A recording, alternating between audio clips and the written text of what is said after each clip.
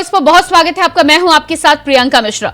उत्तर प्रदेश में 15 दिन पहले हुआ देवरिया हत्याकांड शुरू से ही राजनेताओं के निशाने पर रहा है और ऐसे में चुनावी बयार में एक बार फिर से सपा सुप्रीमो अखिलेश यादव इस दुखद घटना को सियासी रंग देने की कोशिश में नजर आ रहे हैं और इस मुद्दे पर अपनी सियासी रोटियां सेकने की तैयारी कर रहे हैं, क्योंकि देवरिया पहुंचे अखिलेश यादव ने एक बार फिर से बीजेपी पर निशाना साधते हुए जीरो टॉलरेंस की नीति पर तंज कसा है और कहा है कि प्रेम यादव की गलती सिर्फ इतनी थी कि वो समाजवादी था।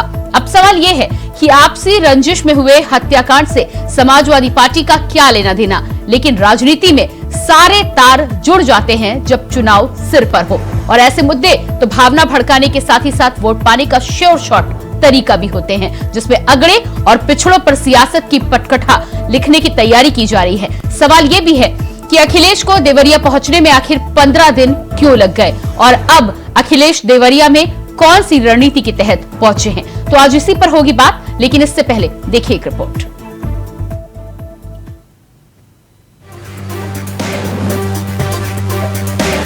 तो क्या देवरिया में खून पर सियासत का खेल शुरू हुआ है? जी, सवाल बड़ा है, क्योंकि देवरिया में दर्द कम और सियासत ज्यादा हो रही है। अब सोमवार को समाजवादी पार्टी के राष्ट्रीय अध्यक्ष अखिलेश यादव का देवरिया कूच करना क्या इसी की ओर तस्दीक करता है?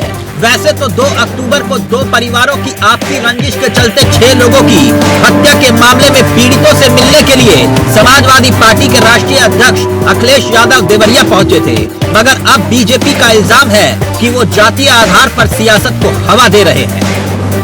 देखिए, बहुत दुखदायी घटना हुई है और उस पर माननीय मुख्यमंत्री जी ने तत्परता दिखाई और कार्रवाई भी करी है और जिसने भी एक कृत्य किया है मुख्यमंत्री जी छोड़ेंगे नहीं। अब अखिलेश जी किस उद्देश्य से जा रहे हैं तो वही बता सकते हैं। परिवार मिलना नहीं चाह रहा। परिवार क्यों मिले? मतलब उनके शासनकाल में जमीन का फर्जी बैनामा हुआ, ठीक है, तो इसीलिए परिवार नहीं मिला ना जी। ऐसे लोगों से तो मिलना भी नहीं चाहिए। शुरुआत तो जमीनों के झगड़े सपा से ही हुई है। जमीनों में अवैध कब्जा करना, लोगों को परेशान करना, ये तो सपा की है।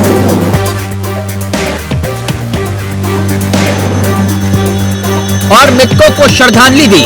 अखिलेश यादव को सत्य प्रकाश दुबे के घर पर कोई नहीं मिला, जिसके चलते उन्होंने देवरिया कांड में मारे गए सत्य प्रकाश के साथ साथ 5 लोगों की फोटो पर श्रद्धा सुमन अर्पित कर घटना स्थल का निरीक्षण किया, जिसके बाद वो मृतक प्रेम प्रकाश यादव के परिवार को सांत्वना देने पहुंच गए।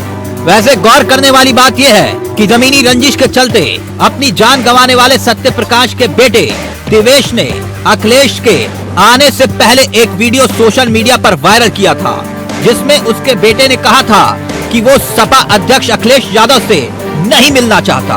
जब 2014 में उनकी सरकार थी, तब मेरे पिता सत्य प्रकाश ने सरकार से मदद की गुहार लगाई थी। हमारी जमीन पर दबंगों ने जबरन बेनामा करवाया, कोई सुनवाई नहीं हुई। नहीं करना चाहते हैं। हमारे 2014 में उन्हीं की सरकार में, सपा की सरकार में ही हमारे चाचा जी के मंद बुद्धि थे, बाला फुसला करके बिना पैसे के बैनामा करा लिया गया और सपा के सरकार में ही 4-4 राइफल निकलवा लिया गया था और सपा की सरकार में बंदूक के नोक पर ही उन्होंने हमारा घर बनवाने जा रहे थे, हमारे घर को भी रोक दिया, क्योंकि जब तक बंटवारा नहीं हो जाएगा तब तक हम घर बनवाने नहीं देंगे। हमारा खेत हरदम कब्जा करा करके हरदम कटवाता अपना रखता था, गोली सटा करके, हथियार सटवा करके हमारे पूरे परिवार को पीड़ित हम लोग थे और इन स्कूल के जमीन में, वन विभाग के जमीन में अपना महल खड़ा कर दिया था। अच्छा, तो आप उनसे मिलना नहीं चाहते? नहीं, हम मिलना नहीं चाहते हैं, क्योंकि देखिए उनसे मिलना भी हमारा उचित नहीं है। हम उनसे मिलना ही नहीं चाहते क्योंकि हमारा जान माल है। ऐसे में सवाल ये उठ रहा है कि अखिलेश यादव को 10 दिन के बाद देवरिया की याद क्यों आई? ये बताइए, गाड़ी उठाने गए, ये परिवार चाहता था कि हमें चाय पिला दे, हम इसके घर आए।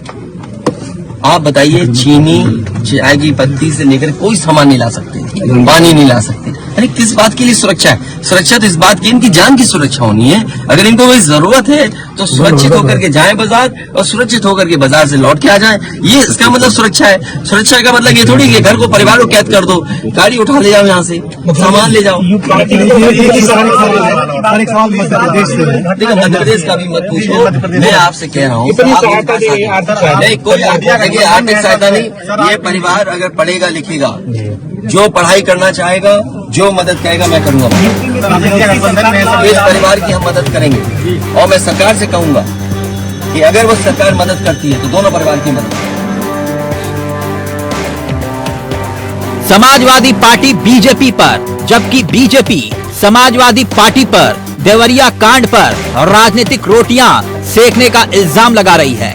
ऐसे में सवाल ये कि क्या देवरिया पर संवेदनाएं कम और सियासत ज्यादा हो रही है, क्योंकि बीजेपी दावा कर रही है कि देवरिया कांड के हर एक आरोपी को सलाखों के पीछे भेज दिया गया है। Bureau report, India voice, Deoria.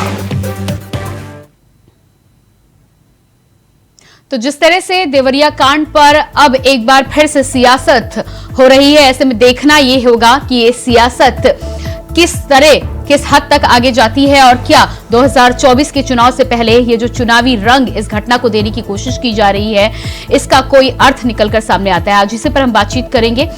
सबसे पहले अपने मेहमानों से आपका परिचय करा देती हूँ। हमारे साथ सुभाषपा से नेता दयाराम भार्गव जुड़ चुके हैं, बहुत स्वागत है आपका कार्यक्रम में। इसके अलावा समाजवादी पार्टी से तारिक खान हमारे साथ है, बहुत स्वागत है आपका भी। Captain I Singh Bhadauria Bharatiya Janata party से नेता हमारे साथ जुड़े हैं और वरिष्ठ पत्रकार अमिताभ कुमार जी हमारे साथ हैं, बहुत स्वागत है आपका भी कार्यक्रम में। सबसे पहला सवाल यहाँ पर कैप्टन आई सिंह भदौरिया आपसे यहाँ पर बनता है कि जिस तरह से अखिलेश यादव पहुंचे हैं 15 दिन के बाद देवरिया, और जिस तरह से भारतीय जनता पार्टी पर वो निशाना साधते हुए नजर आए हैं, साफ तौर पर उनका कहना है कि चश्मा लगाकर बीजेपी इस घटना को देख रही है, और यदि जीरो टॉलरेंस की नीति की आप बात करते हैं तो अभी तक न्याय क्यों नहीं दिला पाए?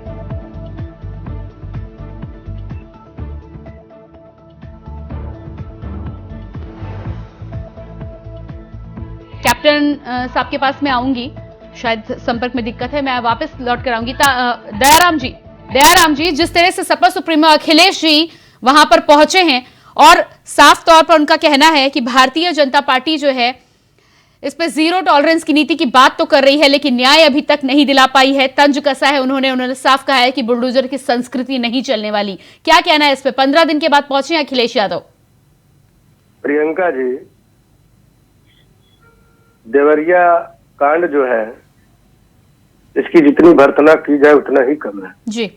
इस पे किसी को राजनीति करने की जरूरत नहीं है, क्योंकि ये 2014 का मामला है। जैसा कि मृतक के बेटे देवेश दुबे का कथन है, उस कथन को देखा जाए तो 2014 का प्रकरण है, जो उनके चाचा थे, शायद माइंडली डिस्टर्ब थे, और उस माइंडली डिस्टर्ब का जो है, जो मृतक जो है प्रेम चंद यादव जी हैं, जिनके नेतृत्व में उनके जमीन पे जो भी हुआ है, ये कानूनी प्रक्रिया है, प्रशासनिक प्रक्रिया है। ये कानून के दायरे में जांच करके जो सही हो सही और गलत हो गलत के साथ न्याय होना चाहिए।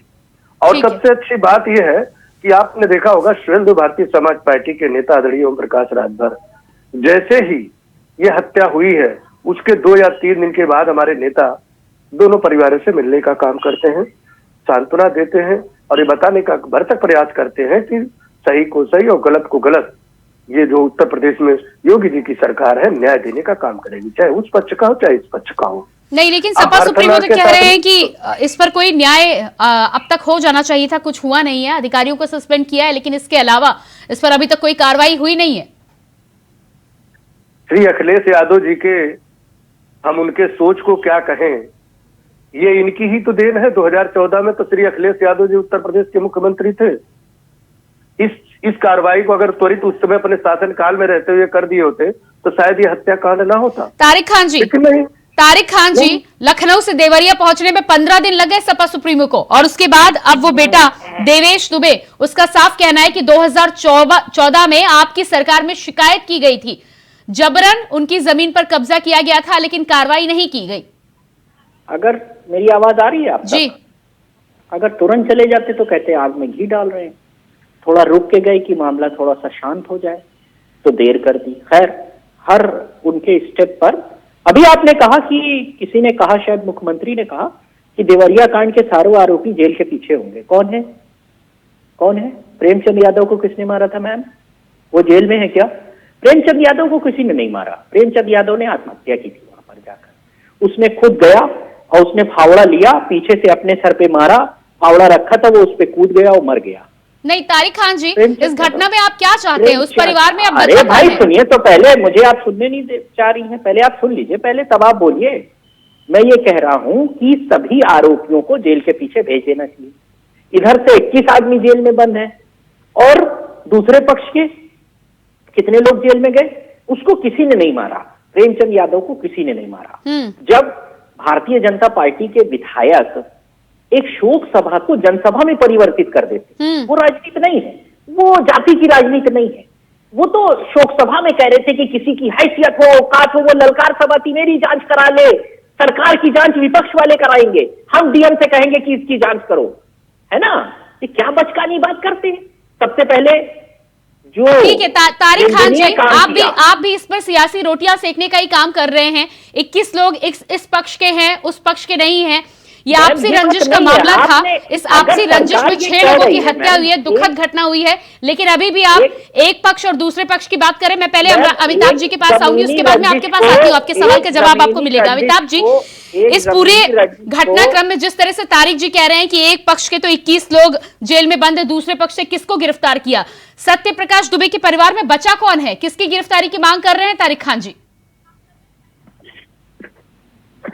यहाँ प्रश्न सी बात है कि जड़ जोरू जमीन, ये 3 चीजें होती हैं जो सबसे ज्यादा आपराधिक मामलों के कारण बनते हैं जी। यहाँ जमीन को जिस तरीके से लिखवाया गया था, और जो प्रेमचंद यादव जो थे वो दबंग किस्म के थे और सपा के सदस्य भी रहे हैं और पदाधिकारी भी रहे हैं, और जिस ढंग से वो आसपास में जो भी जमीनें होती थी लिखवाया करते थे, उसके बारे में जो कहानियां हैं, तो मुझे सबसे ज्यादा इसमें लगता है मामला कि इसमें जैसे अखिलेश जी ने कहा कि एसपी और डीएम को भी पकड़ा जाना चाहिए, मैं कहता हूं कि मुख्यमंत्री को भी पकड़ा जाना चाहिए, चाहे वो योगी जी हो और चाहे अखिलेश जी हो, क्योंकि ये कानून बनाने वाले लोग हैं। गांवों में इतनी बुरी हालत है कि जो जरा भी दबंग होता है दूसरे की जमीन दबाने में लग जाता है। और हमारे यहाँ जो रजिस्ट्रार हैं, खास करके डीएम और एसडीएम का जो कार्यालय है, वो इस तरह के दुर्घटनाओं के लिए बहुत बड़े लेवल पे जिम्मेवार माना जा सकता है। बगैर देखे पंजीकरण कर देते हैं। कैसे पंजीकरण कर देते हैं? आप 10% चार्ज ले रही है सरकार, और बगैर जमीन का उचित मालिकाना हक या कि जो खरीद रहा है उसके हितों की रक्षा को देखे बगैर धड़ल्ले से रजिस्ट्रेशन होता रहता है। ये हालात हैं कि एक ही जमीन का कई बार रजिस्ट्रेशन हो जाता है और उसके बाद दाखिल खारिज को लेकर मारकाट होता है। इनका जो सीओ का ऑफिस होता है, जो वहाँ जिलाधिकारी होते हैं, वहाँ की हालत अब जाकर के देखिए। जिस जमीन पे आपत्ति है प्रेमचंद यादव को खरीदने, लेकिन अमिताभ जी, इस पूरे मामले में जिस तरह से वो लड़का आप कह रहे हैं कि 2014 में भी शिकायत की गई थी, अगर वहां पर भी कोई कार्रवाई होती तो शायद मामला इतना बढ़ता ही नहीं। बस यही मैं बता ही रहा हूँ कि उसी वक्त इनके भाई ने, सत्य प्रकाश दुबे जी ने आपत्ति कर दी थी। ये जमीन जो है, जो खरीद इनके भाई जो हैं, वो थोड़े सीधे, थोड़े से जो व्यवहारिक चातुर्य जो है, बुद्धि नहीं थी। प्रेमचंद यादव ने उन्हें बहलाया फुसलाया और लिखवा दिया। ठीक है ना, जमीन काफी थी जी। बता रहे हैं कि वो जितने की जमीन थी उससे बहुत कम में, मतलब 8वें-10वें हिस्से का पैसा देकर के लिखवा लिया उन्होंने, और इनकी भी जमीन लिखवाने के चक्कर में थे जी। तो इसके लिए बेसिकली जिम्मेवार एसडीएम और डीएम कार्यालय, पंजीकरण कार्यालय है, जो जमीनों का ना ठीक से हिसाब किताब रखता है और जमीन खरीदने बेचने में इस तरह की बदमाशियों का कोई सही उपाय ढूंढ के नहीं निकालता है। और ये विधायिका का काम है। अब यहाँ पे आ जाती है सरकार।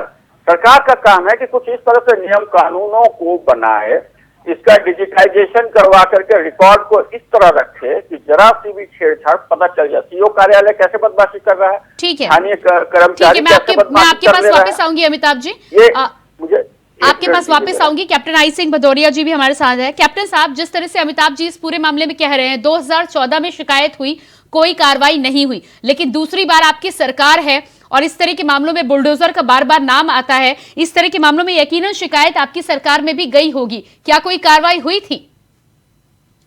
निश्चित तौर पर प्रियंका जी, भारतीय जनता पार्टी की सरकार, खास करके योगी आदित्यनाथ जी की सरकार बिल्कुल न्यायपूर्ण रहती है। अगर कहीं भी अन्याय हो रहा है तो उसको बिल्कुल बर्दाश्त नहीं किया जाता है, मगर ये मामला पुराना है समाजवादी सरकार। लेकिन कैप्टन आई सिंह भदौरिया जी, 6.5 साल में क्या कभी भी शिकायत नहीं गई? क्या कार्रवाई की आपके पास? जब शिकायत गई तो क्या कार्रवाई हुई? क्या आपने पता लगाने की कोशिश की?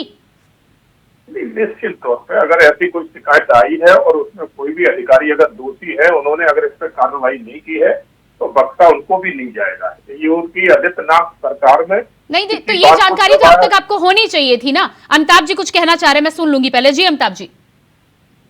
ये मगरमच्छी आंसू बहा रहे हैं जी। स्थानीय पुलिस क्या कर रही थी, स्थानीय पुलिस क्या कर रही है, इसकी रिपोर्ट इनके पास क्यों नहीं आती है मुख्यमंत्री कार्यालय में? आजकल तो जो पोर्टल मुख्यमंत्री का बना है उस पर कोई भी शिकायत होती है। कैप्टन साहब, 15 दिन तो आप बीत चुके हैं, अब अगर ये बोल रहे हैं आपकी शिकायत हुई होगी, आपको जानकारी नहीं है, तो माफ कीजिएगा, यहाँ पर सरकार की तो कमी है ही, आपकी भी कमी है। आपको इस बारे में पता होना चाहिए था अब तक कि क्या कब रिपोर्ट हुई थी, क्या कोई कार्रवाई हुई थी या नहीं हुई थी। घटना तो हो गई है, लेकिन घटना के पीछे सरकार, दोनों ही सरकारें इस पूरे मसले में जिम्मेदार दिखाई दे रही हैं। 2014 में उनकी सरकार ने कुछ नहीं किया और 6.5 साल में आपकी सरकार ने भी कुछ नहीं किया। नहीं, हमारी सरकार कभी इस तरह के कोई मामले में जो है ना उसको दबा के नहीं बैठती और ना ही पक्ष लेके कोई काम करती है। पिछली सरकारों का काम था कि उनसे जुड़े हुए उनके चाहे नेता हो चाहे उनके बाहुबली हो, उनका काम ही यही था कि हर किसी की जमीनें दबा। आप मुझे ये बताइए, क्या 6.5 साल में एक बार भी ये मामला पहुंचा नहीं? क्या उनके सत्य प्रकाश दुबे के परिवार शिकायत लेके एक बार भी पहुंचे नहीं आपकी सरकार के पास में? यदि आप इस बात को मना कर दे तो मैं मान लूंगी, हाँ, कि शिकायत आपके पास गई नहीं इसीलिए आपने कार्रवाई नहीं की। नहीं, हमारे संज्ञान में ये नहीं है, इसलिए हम इसको नहीं बता सकते। हमारे संज्ञान में होता मैं आपको जरूर पूरी डिटेल बताता, क्योंकि आपने हमें जब डिबेट में बुलाया है तो 10 मिनट पहले से बुलाया है। आपने ये नहीं बताया कि हम इसके ऊपर डिबेट करेंगे। कैप्टन साहब, मैं तो डिबेट कर रही हूँ, आप तो सत्ता पक्ष में हैं, आपकी सरकार है। 15 दिन की घटना हो जाती है तो माफ कीजिएगा, आपको ये पता होना चाहिए था। मैं अगर आपसे ये सवाल करूं तो आप क्या ये जानकारी लेकर आएंगे तब बताएंगे अरे आपके क्षेत्र की घटना है, आपको ये नहीं पता कि शिकायत आई होगी? मैं मेरे क्षेत्र की नहीं, और यदि आपको नहीं पता है, यदि आपको नहीं पता है तो मैं वो भी आपको पता करके बता देती हूँ। अमिताभ जी, आप सुने प्रियंका जी, आप खाली आरोप ना लगाएं, पहले बात को सुन लिया करें। आपने कहा आपके क्षेत्र की, मेरा क्षेत्र नहीं है, मैं दिल्ली में बैठा हूँ, मैं दिल्ली से जुड़ा हूँ आपके साथ, मैं उत्तर प्रदेश का नहीं हूँ, मैं दिल्ली से हूँ। कैप्टन साहब, मैं भी नोएडा में बैठी हूँ, तो इतनी तो जानकारी मैं भी लेकर आई हूँ। सरकार है, वो हम बात मानते हैं, सरकार है और ये वहाँ का मामला है। नहीं, माफ कीजिएगा कैप्टन साहब, नहीं कैप्टन साहब, आपको ये तो पता कर लेना चाहिए था, ये तो पता कर लेना चाहिए क्या इस बात का, क्या ये शिकायत कभी गई है? जी, आप पहले मेरी बात सुने।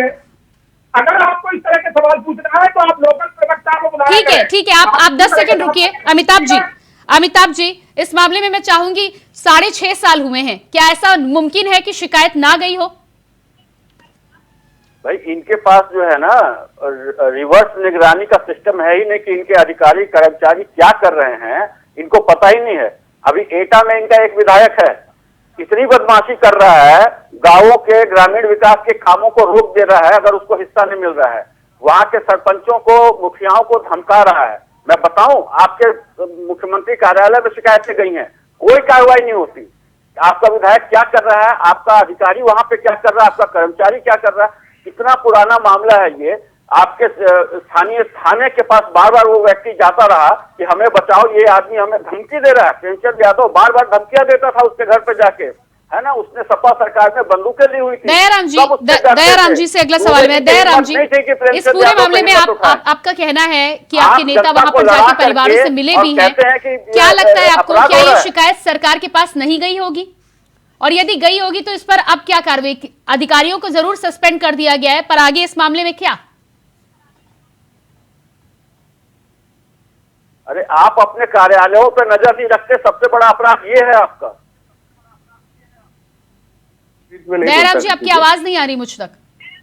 हेलो, मेरी आवाज जा रही है? जी जी आ रही है जी। देखिए प्रियंका जी, मैंने कहा चाहे ये सरकार हो चाहे वो सरकार हो, हर सरकार की इच्छा शक्ति होनी चाहिए कि क्राइम पे कंट्रोल हो। लेकिन कहीं ना कहीं जो हमारे IAS PCS अधिकारी है, प्रशासनिक अमला जिसको हम लोग बोलते हैं, ये प्रशासनिक अमला कहीं ना कहीं किसी न किसी पार्टी के माइंडेड से होता है, चाहे वो समाजवादी पार्टी का माइंडेड हो, चाहे वर्तमान में सरकार के संरक्षण का माइंडेड हो। मैं इस बात को इसलिए कह रहा हूं कि इतना जघन्य अपराध हो जाना यह हल्की बात नहीं है। किसी भी सभ्य समाज में यह स्वीकार्यता इसको नहीं किया जा सकता। लेकिन मामला मैं बार बार उसी पे कह रहा हूं, ये मामला आया क्यों? अगर 2024 में उस समय के तत्कालीन मुख्यमंत्री श्री अखिलेश यादव जी अगर ये इस पे जो 2014 में जिस तरह का ये मृतक के बेटे दीपेश जी दे रहे हैं, अगर इस पे त्वरित कार्रवाई हुई होती शायद ये घटना नहीं होता, ये घटना रुक सकता था। लेकिन अब उसमें ये छानबीन का विषय ये है कि जो प्रेम यादव है वो पूर्व जिला पंचायत सदस्य भी रहे हैं और सपा से लगे रहे, सपा की पार्टी के कार्यकर्ता, नेता, पदाधिकारी रहे। समस्या इस बात पे आती है कि अगर आज इन्होंने ये जघन्य अपराध किया तो उस समय उन्होंने क्या किया होगा? तो देखो, क्रिया का प्रतिक्रिया जो हो गया, ये सभ्य समाज में अच्छा स्वीकारता नहीं है प्रियंका जी। इसकी मैं बहुत भर्त्सना करता हूं। हमारे नेता जाकर के दोनों परिवारों को सांत्वना देने का काम किया और यथाशक्ति जो न्याय है, जिस तरह न्याय मिलनी चाहिए, उस न्याय को उन्होंने सर्वोपरि किया है। लेकिन यहाँ पे बात आती श्री अखिलेश यादव की, 15 दिन के बाद आपको कैसे नींद खुली भाई? आपके पार्टी का नेता, आपके पार्टी का नेता अगर इस तरह कृत्यों में रहा या उसकी हत्या हुई या उसकी हत्या के बाद क्रिया का लोगों के एक परिवार में हत्या होना, आज आपके नेता सवाल उठा रहे हैं, बुलडोजर की संस्कृति पर तंज कस रहे हैं, चश्मा लगाकर राजनीति नजरिए से देखने की बात कर रहे हैं, लेकिन साथ ही साथ उन्होंने ये भी बोला है कि गलती सिर्फ इतनी थी कि प्रेमचंद यादव समाजवादी पार्टी का था। जब वो इस बात को मान रहे हैं कि समाजवादी पार्टी का था, तो आपकी पार्टी का नेता जब जबरन कब्जा करता है, जब 2014 में आपके पास शिकायत आती है, उस समय आपने क्या किया? साबित हो गया ये मैम, आप बीच में मत बोलिएगा, अपना सवाल पूरा कर लीजिए तब मैं नहीं, आपको मैं पूरा समय दूंगी, आपको मैं पूरा समय दूंगी। आपका सवाल पूरा हो गया जी। आपने एक पक्ष को पहले ही आरोपी बना लिया कि प्रेमचंद यादव ने बहुत कुछ कब्जा किया था। नहीं, मैं आरोपी नहीं बना रही हूँ, जहां तक खबरें आई है वो मैं बोल रही हूँ। नहीं, खबरें बहुत सी ठीक है, बताइए आप सारी बातें तो खबरें पे ही हो रही है। अब मेरी खबरें सुनिए। इस बात का कोई प्रमाण नहीं है कि उसका भाई मानसिक रूप से, दुबे साहब का भाई मानसिक रूप से स्वस्थ नहीं था। अगर किसी के पास कोई साक्ष्य हो तो प्रस्तुत करें, पहली बात। दूसरी बात, उसने अपनी इच्छा से उनको वो जमीन बेची थी, इसका प्रमाण दाखिल खारिज में हो जाता है। दाखिल खारिज मतलब सरकार ने मान लिया कि एक ने जमीन बेच दिया और दूसरे में दाखिल। दूसरी बात, अभी किसी को कोई जानकारी नहीं है कि कब IGRS हुआ था। जनवरी 2021 में। मैं आपको यहाँ पर बीच में रोकूंगी तारिक खान जी, क्योंकि आप जो जवाब देना चाह रहे हैं वो जवाब मुझे मिल गया है। यदि आप इस बात को मान भी ले कि वो मानसिक रूप से विक्षिप्त नहीं था, जमीन उसने अपनी बेची थी, उसका बेटा अभी भी बोल रहा है कि ना उसे घर बनवाने दिया गया, दूसरी जमीन पर भी कब्जा करने की पूरी कोशिश की जा रही थी। इस बात को कहां तक नकारेंगे आप? अमिताभ जी, आप कुछ कहना चाह रहे थे बीच में। उनके बेटे को इस चीज का अधिकार है मैम कि वो अपनी बात कहें। इन्होंने, प्रेमचंद यादव ने उस व्यक्ति को अपने घर में भी कुछ दिन रखा था, फिर भगा दिया। ये इनके और भी कारनामे हैं। अभी जो मकान इनका बना हुआ है वो भी सरकारी जमीन पे बना हुआ है। क्या कर रही है सरकारें? अपनी जमीन पे दखल करके कोई मकान बना ले रहा है और देख रही है चुपचाप। ठीक है, समय मेरे पास बहुत कम है। कैप्टन आई सिंह भदौरिया जी, यहाँ पर मकान की भी बात हो रही है, आगे कार्रवाई की बात हो रही है। पुलिस प्रशासन पूरी तरह से फेल हुआ है, अब आगे क्या होगा? पुलिस प्रशासन को फेल नहीं कह सकते। पुलिस प्रशासन ने तुरंत ही संज्ञान लिया है। ये घटना जैसे ही संज्ञान में आई है इस तरह की।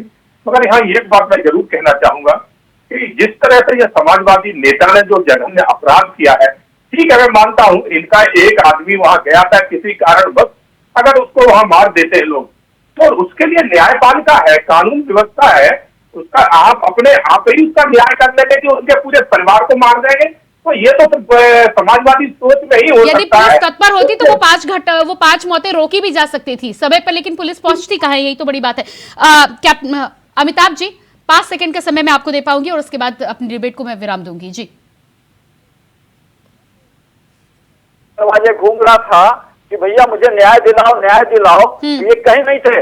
और आज पूरा सरकारी अमला वहां पे जमा है। इससे पता चलता है कि सरकार ठीक है, आप सभी का बहुत बहुत धन्यवाद। कैप्टन आई सिंह भदौरिया जी बहुत धन्यवाद, दयाराम भार्गव जी बहुत धन्यवाद, अमिताभ जी आपका भी धन्यवाद और तारिक खान जी आपका भी बहुत बहुत धन्यवाद। तो जिस तरह से आज हम चर्चा कर रहे थे इस घटना को लेकर, देवरिया में जो कुछ भी हुआ आपसी रंजिश के तहत हुआ, बहुत दुखद है। दोनों ही परिवार जो है उसमें जो छोटे छोटे बच्चे हैं उनका भविष्य अब दांव पर लगा हुआ है, लेकिन राजनीतिक जो नेता हैं वो अभी भी इस पर अपनी सियासी रोटियां सेकने का पूरा प्रयास करते नजर आ रहे हैं। इस पूरे मामले में होना तो यही चाहिए कि दोनों ही परिवारों को न्याय मिलने का काम होना चाहिए, और सबसे बड़ी बात उन परिवारों के जो बच्चे हैं जिनका भविष्य अभी पूरा बाकी है, जिनका जीवन अभी पूरा बाकी है, उनके जीवन को संवारने का काम किया जाना चाहिए। फिलहाल हमारे इस खास कार्यक्रम में इतना ही, लेकिन खबरों के लिए आप बने रहिए इंडिया वॉइस के साथ। मुझे दीजिए इजाजत, नमस्कार।